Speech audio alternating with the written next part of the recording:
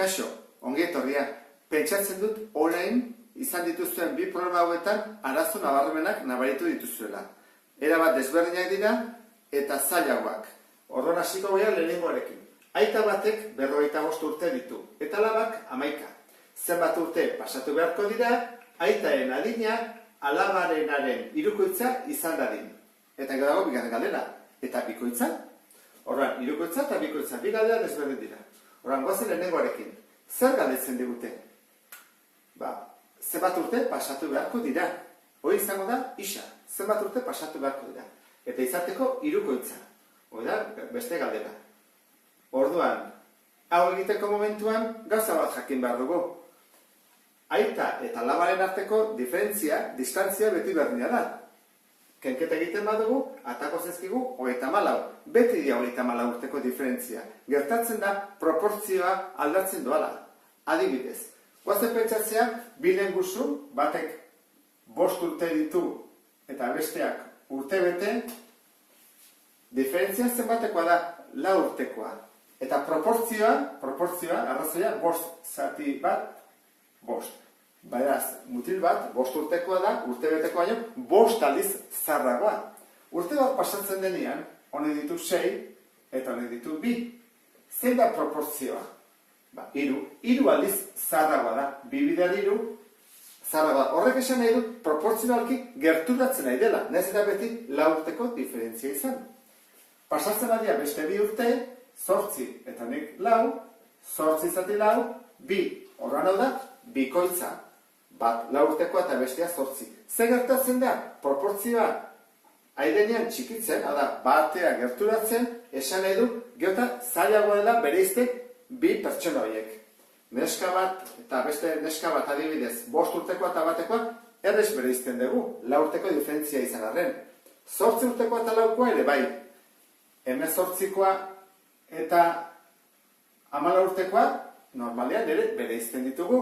Guazen pentsatzea, aurratu ingo dut. Jarra jango naiz, 28 eta 34.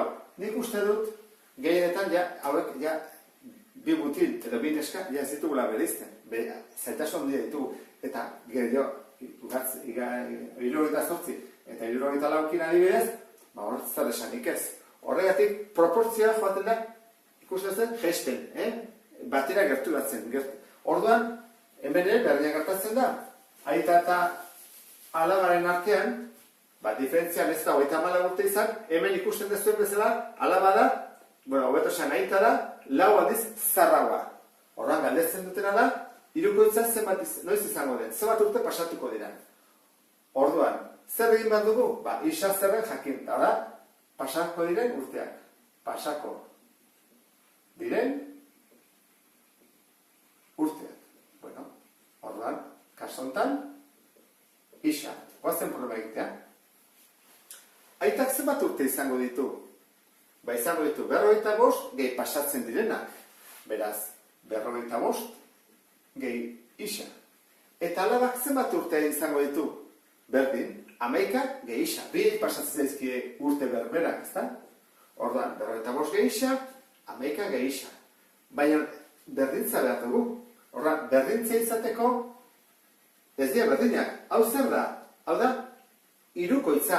Eta hau da, 3 aldiz txikiagoa. Orduan, berdina egiteko zer egin behar dugu? Hartuko dugu alaba, eta ingo dugu bider 3. Alaba bider 3 izango da aitarena. Eta hau da ekuazioa. Orduan, zein bat dugu kasu honetan, parentesek du. 55 gehi isa, berdin, 33 gehi 3 isa, bakizute, hola egiten dela, banatze probitatea, isanik eskubira eramango ditut, arresa hori egitzen zezkiteta. Horra jarriko dut, 55, ken 33, berdin, 3 isa, lehenengo da ona, eta gero, kentzen pasa, 55, ken 33, 12, berdin, 3 ken bat, isa, bat du, horra da 2, horran, 12, berdin, 2 isa, zatitzen pasatzen da, 12, zati 2, isa, 6. Zer nahi du? 6 urte pasatzen direnean, izango dela hirukoitza. Horra, 6 urte barru. Jarriko dugu. Bazi guztaz zenbat dituzten. Aitak zenbat urte ditu hemenik 6 urteetara? 51 urte. Eta alabak 6 urte, 17 urte. 17 bider 3, bada 51. Hori lehenengoa. Eta hemen dugu beste bat. Eta bikoitzarako beste ekuazio bat asmatu beharko dugu. Pasako den urteak isa izango da, eta horra guazen egitea. Jarriko dugu. 55 gehi isa, alaba 11 gehi isa, eta kaso honetan izan dut, bikoitza. Orduan, berdinak izateko, ingo dut txikiera, hau da, alaba, bider bi. Orduan, alaba bider bi, aita bezala. Orduan, leheno bezala. 55 gehi isa, berdin, 22 gehi bi isa. 55 ken 22, berdin, bi isa, ken isa. Hau zen bada, hau da, 23. Eta bi ken bat, isa. Bi ken bat, bat. Eta bat ez da jartzen. Beraz, kasontan, 23. Orduan, bigarra da, 23 urte, barru. Bueno, bazen guztien zenbat urte ditu bakoitzak. Aitak, zenbat izango ditu? 55, gehi 23. Izango dira, 78 urte. Eta alabak erdila izan badu, guazen guztiak. 11 gehi 23, 30 urte.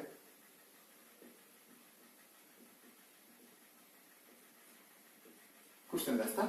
Bueno, problema hau oso zaila da, lehenengo aldiz. Nik uste dut, ja, behin eginda, errexak bingo zaizuela, ezta? Eta bekoa. Bekoa, gurasoen lagundu badizue, seguraski izango duzue, hau egiteko behar dela sistema bat. X eta Y, eta egia da, asko zara esagoa da. Gertatzen da hori guk bigarren mailan lantzen dugula. Kasotan egiten dugula da ez ezagun bateko ekuazioa. Orduan, asmatu behar dugu nolala isarekin bakarrik, ez isa eta irekin. Orduan, hori nola egiten da?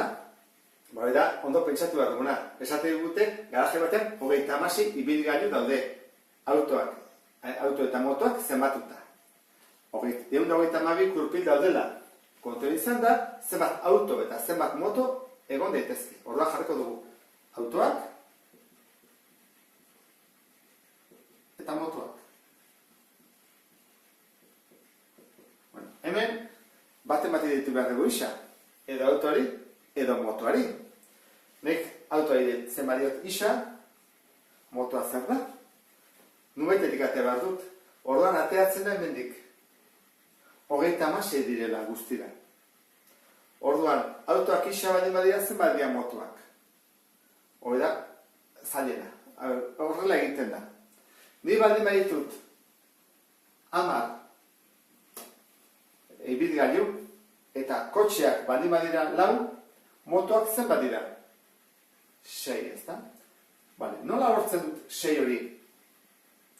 Nik 4 baldin baditut. Kenkete eginez, 10 ken 4, 6. Orduan, hemen ere berdina egingo dugu. Egingo duguna izango da. Motoak zenbat dira?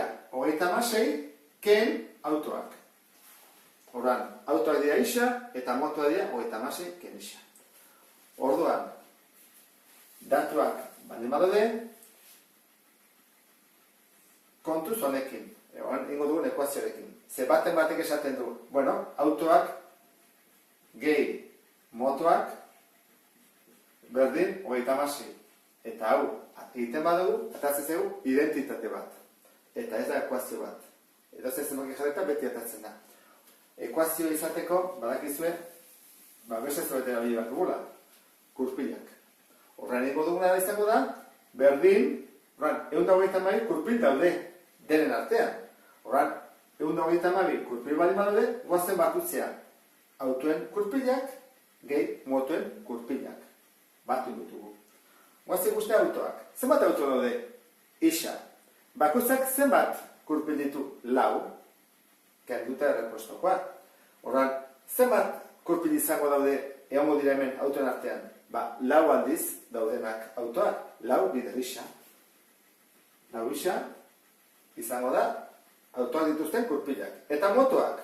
Batzituz motoak. Eta motoak izan dituzte normalean bikoa dira, badaude hirukoak ere bai, baina, bikoa. Horrengo dugu, 2 aldiz motoak. Orduan, hau dira gurpilen batura, berdin, 122. Eta hori, hasi gaitezke egiten. Hora, nego parentesek entzen da. Lau isa, gehi, hau, bidant egin bat dugu, 72, ken, bi isa, berdin, 122, isak alde batera, ordan, lau isa, hau ez dut aldatzen, ezkerrean dagoelako, oan eskurikoa, 122, ken, ze batu zera, 72.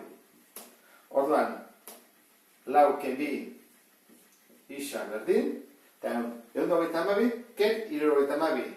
Kasontan, dira, 60. Guazen jarretzea. Lau ken bi, bi. Bi isa berdin 60, isa berdin, bidatzen ari da, zatitzen, 60. Zati bi, isa berdin, 30. Isata dugu. Horran, oan guazen, erantzutea. Erantzuteko, honetan behar dugu. Horran, zer ditugu, isa autoak. Horran, 32, bakat 30 auto. 30 auto, eta zenbat ditugu motoak. 36, ken isa, 36, ken 36. 6 moto. Eta, erantara, bukatuko genuke, problema. Beste bat arte, agur.